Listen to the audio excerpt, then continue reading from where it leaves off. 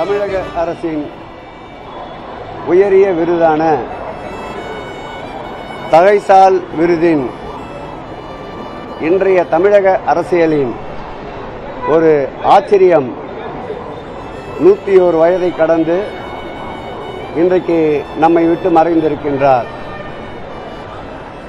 அவருடைய இறுதி நாட்களில் கூட இன்றைய முதலமைச்சர் திராவிட முன்னேற்ற கழக தலைவர் அவரை நேற்றைக்கு முன்தினம் கூட மருத்துவர்களை அணுகி அவரை பார்த்துவிட்டு இன்னும் அவர் நீண்ட காலம் வாழ வேண்டும், தமிழகத்தில் எதிர்கொள்ள வேண்டிய பல்வேறு மதம் மாற்றிய அரசியலுக்கு ஒரு சிம்ம சொப்பனமாக திகழ்கின்ற நேர்மையின் முழு உருவம் இன்னும் சில காலம் தமிழகத்தில் இருக்க வேண்டும் என்ற ஒரு நம்பிக்கையோடு மருத்துவ குழுவினரோடு நேற்றைக்கு முன்தினம் கூட மருத்துவமனைக்கு வருகை தந்து மருத்துவர்களோடு கலந்து ஆலோசித்தார்.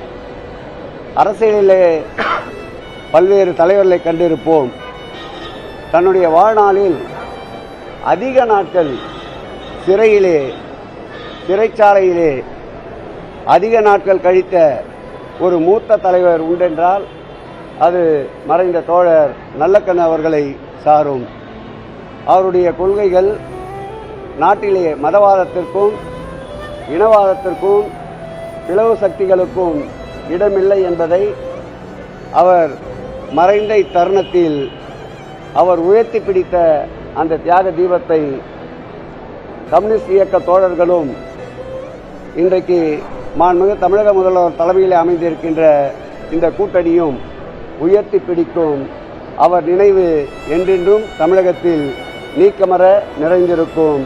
அவர் புகழ் எந்நாளும் இந்த தமிழ் மண்ணில் பட்டொலி வீசி பறந்து கொண்டிருக்கும்.